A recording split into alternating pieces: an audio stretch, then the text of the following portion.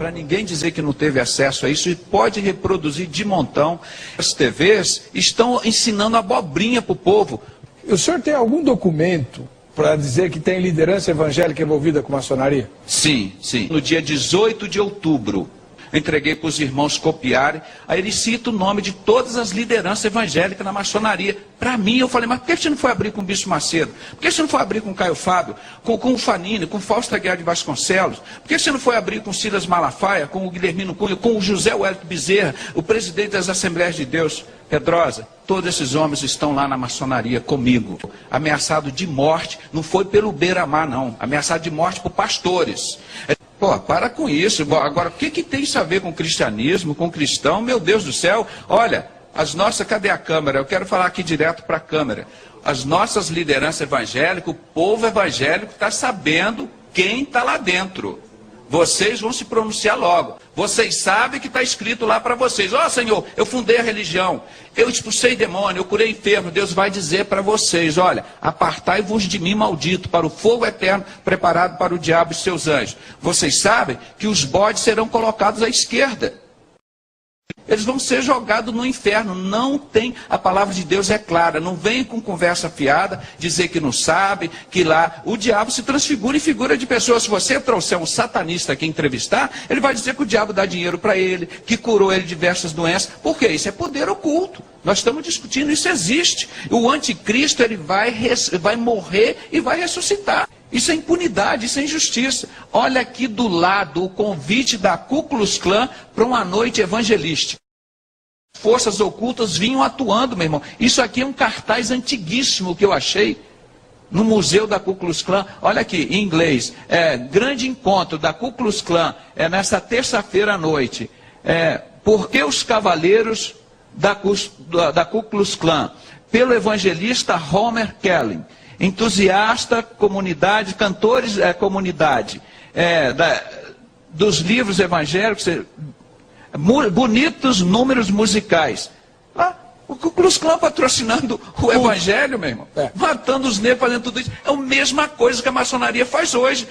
Faz tudo que Hitler faz. É o mesmo sentimento do anticristo. Se você quiser saber, conhecer um pouco mais do anticristo, você estuda a vida do Hitler. Para ninguém dizer que não teve acesso a isso, e pode reproduzir de montão. As TVs estão ensinando abobrinha para o povo.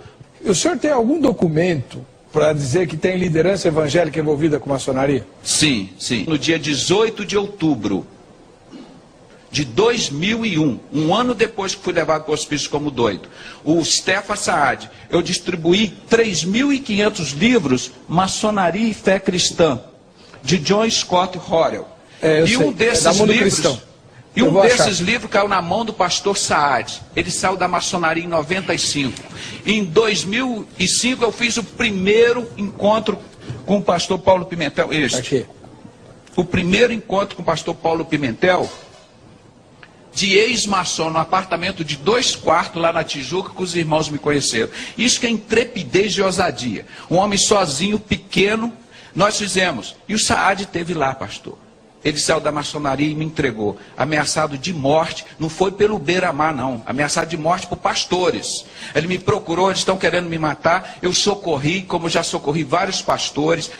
Aí o Stefan Saad sentou no sofá assim, grava que eu vou falar agora, 42 minutos. Ele faz uma oração, está aqui, está distribuído, eu entreguei para os irmãos copiarem. Aí ele cita o nome de todas as lideranças evangélicas na maçonaria. Para mim, eu falei, mas por que você não foi abrir com o Bispo Macedo? Por que você não foi abrir com o Caio Fábio, com o Fanini, com o Fausto Aguiar de Vasconcelos? Por que você não foi abrir com o Silas Malafaia, com o Guilhermino Cunha, com o José Wellington Bezerra, o presidente das Assembleias de Deus? Pedrosa, todos esses homens estão lá na maçonaria comigo. Porque Deus mandou um homem lá na minha casa, entregou, num vídeo que eu gravei em desespero, o cara ameaçado de morte, 42 minutos, ele me deu a lista das lideranças evangélicas envolvidas com o satanismo da maçonaria. O diabo faz isso, ele te dá toda a autoridade, depois puxa o seu tapete. É um poder que não tem na Constituição brasileira, não permite essas entidades funcionarem. E muito menos na Bíblia. Se em João 18, 20,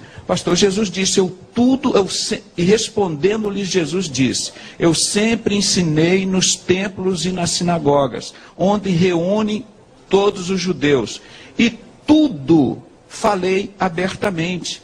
E nada disse em oculto. Como é que o cristão vai viver de ocultismo? Nós, como vemos uma criança lá quietinha num canto, você pode saber lá que ela está fazendo coisa errada. Não é? Então esse ocultismo não tem lugar no ministério, na igreja de Cristo. Forças ocultas por trás dos grandes acontecimentos históricos do Brasil. A revelação é deste médico. José Renato Pedrosa acusa a instituição de satanismo e diz que os maçons vêm manipulando a humanidade no decorrer da história. Os homens mais ricos da face da terra são os maçons. Porque Deus mandou um homem lá na minha casa, entregou, num vídeo que eu gravei em desespero, o cara ameaçado de morte 42 minutos, ele me deu a lista das lideranças evangélicas envolvidas com o satanismo da maçonaria. Pastores maçons. Segundo o testemunho do pastor Saad, ex-maçom grau 33 e guarda dos selos por 10 anos, gravado em 18 de dezembro de 2001, afirma que estes são maçons e pastores evangélicos. Vamos aos nomes. Silas Malafaia e familiares, pastor da Assembleia de Deus da Penha, Rio de Janeiro. Edir Macedo, bispo fundador e dono da Igreja Universal do Reino de Deus. Bispo Rodrigues, político da Igreja Universal, pediu demissão por envolvimento no mensalão e etc. Miguel Ângelo, apóstolo da Igreja Cristo Vive, Rio de Janeiro. Fausto Aguiar de Vasconcelos, pastor presidente das Convenções Batistas Brasileira e Carioca. Nilson do Amaral Fanini, ex-pastor da PIB de Niterói e ex-presidente da Aliança Batista Mundial. Guilhermino Cunha, ex-pastor da Catedral Presbiteriana do Rio de Janeiro. Manuel Ferreira, juiz e pastor das Assembleias de Deus de Madureira, Rio de Janeiro. Abner, pastor da Assembleia de Deus de Madureira. Túlio Barros, pastor da Assembleia de Deus de São Cristóvão. José Wellington Bezerra da Costa, pastor presidente das Convenções Gerais das Assembleias de Deus. Caio Fábio, ex-pastor da Igreja Presbiteriana, Rio de Janeiro. Nemuel Kessler, pastor da Assembleia de Deus, Rio de Janeiro. Paulo César Brito, pastor fundador da Maranata do Rio de Janeiro. Francisco Silva, político e dono da Rádio do Garotinho Rádio Melodia, Rio de Janeiro. Isaías de Souza Maciel, pastor, dono da Rádio Boas Novas, Rio de Janeiro. Harold de Oliveira, político e dono da Rádio El Sadai, MK, publicita pai da Marina. Alberto Brizola, político e radialista, ex-marido da Marina de Oliveira, Rio de Janeiro. É estranho, pois todos citados na listagem, são grandes líderes evangélicos, que divulgam o Evangelho de Cristo e ajudam na obra de Deus e salvam muitas almas. Alguns possuem programas na mídia ajudando a divulgação do Evangelho de Jesus Cristo. O que realmente deve ser preocupante a todos nós é a qualidade de vida e poder que esses falsos líderes têm apresentado e levado as pessoas a experimentarem no momento em que supostamente aceitam a Jesus como seu Salvador. Esses irmãos usurpam uma falsa liderança e se estabelecem líderes do povo Laodiceia. Vejam só comigo o que pode estar acontecendo.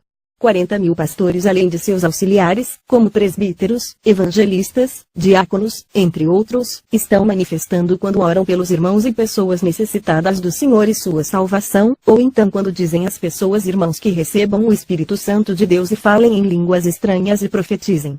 Raciocinem comigo como essas misturas com espíritos malignos e anticristãos estão trazendo milhares e milhares de experiências malignas para os ajuntamentos cristãos, ao invés de estarem recebendo o Espírito Santo, estão compartilhando entre si com espíritos enganadores e manifestações que imitam as coisas de Deus, que não é difícil de ver, pois estão produzindo vazios e falta de mudanças no caráter do homem, estão blasfemando contra o Senhor Jesus. Quebraram o governo do Espírito pelo governo do homem. Imagine você ser o dono da casa e não poder entrar em sua própria casa, ficar literalmente fora. Veja o que uma aparente e simples aliança pode fazer. Você pode me perguntar, mas a salvação não é individual? E o cuidado do Senhor também não é individual? Digo que tem razão. A salvação nos é apresentada mediante ao Espírito Santo, nos convencendo do pecado, da justiça e do juízo. Mas as multidões estão recebendo mensagens levadas por espíritos malignos que não procedem do Senhor, ou seja, não são levadas a reconhecerem seus pecados, e nem experimentarem o novo nascimento, e com isso não têm suas vidas transformadas pelo Senhor, mas viram crentes nominais, ímpios religiosos que não se converteram e nem receberam Jesus como Senhor de suas vidas, apenas propostas de receberem mudanças, cura interior e benefícios financeiros.